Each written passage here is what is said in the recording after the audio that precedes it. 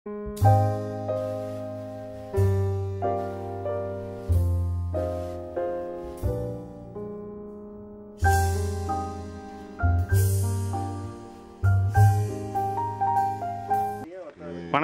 வணக்கங்க. உங்கள் பேர்? கைலாசுங்க.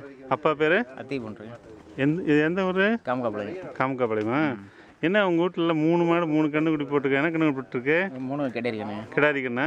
எவ்வளோ பால் கறக்கும் ஒரு மாடம்? ஒரு மாடு 10 லிட்டரு 8 லிட்டரு 5 லிட்டரு கறக்கும். ஒரு நேரத்துக்கு? ஆமாம், ஒரு நேரத்துக்கு. ஒரு நாளைக்கு 40 லிட்டரு 45 லிட்டரு வரும் கறக்கும் 2 நேரமும். சரி சரி சரி.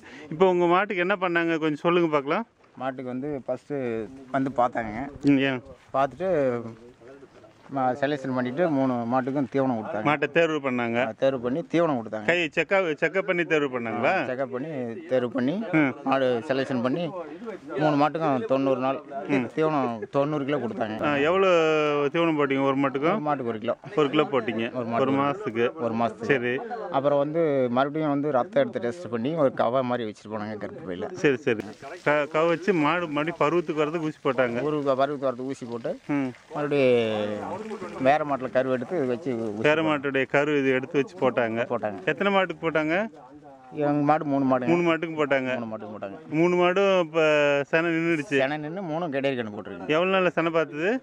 செனை வந்து 90 நாள் கழிச்சு வந்து பார்த்தாங்க.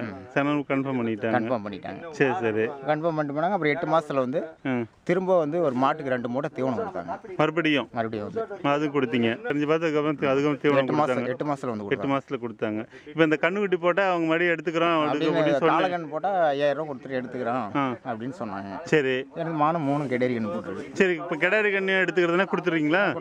எத்தனை கண்ணு கொடுக்குறீங்க? 2 கொடுத்துறேன். 2 கண்ணு கொடுத்துறீங்க. இன்னொன்று அது மாடு நிற்காது. மாடு நிற்காது. இது எதுக்காக செஞ்சுருக்காங்கன்னு தெரியுமா உங்களுக்கு? ஏதாவது சொன்னாங்க?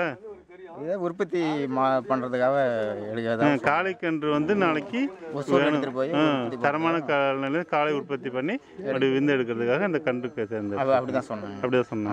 உங்களுக்கு இப்போ சந்தோஷம். ரொம்ப நன்றி. உங்கள் பேர்? என் பேர் கடிச்சாங்க. அப்பா பேர்? ராமையா கவுண்டரா? எந்த ஊருங்க இது? வேதநாயகபுரமா? என்ன எல்லாம் 2 ரெட்டைக்கண்ணு போட்டுருக்காட்டிருக்கு? ஆமாம், 2 கண்ணு தான் போட்டுருக்கு. என்ன காலக்கண்ணா கிடா இருக்குதுங்களா?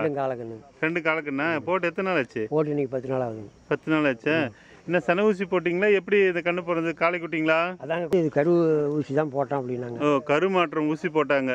சென ஊசி போடல? ஆமாம். அப்புறம் அது இப்போ வந்து உங்கள் காலக்கண்ணு போட்டிருக்குது. ஆமாம். என்ன சொன்னாங்க? காலக்கண்ணு போட்டால் எடுத்துக்கிறேன்ட்டாங்களா? காலக்கண்ணு போட்டால் எடுத்துக்கிறேன்னு சொன்னாங்க. நான் கருமாற்றத்தில் உற்பத்தியான கன்று இது காளைக்காக தயார் பண்ணுறதுக்காக இந்த காளையை வந்து அரசாங்கம் எடுத்துக்குது. ஆமாம். சரி. உங்கள் உதவிக்கு ரொம்ப நன்றி. வணக்கம். வணக்கம்.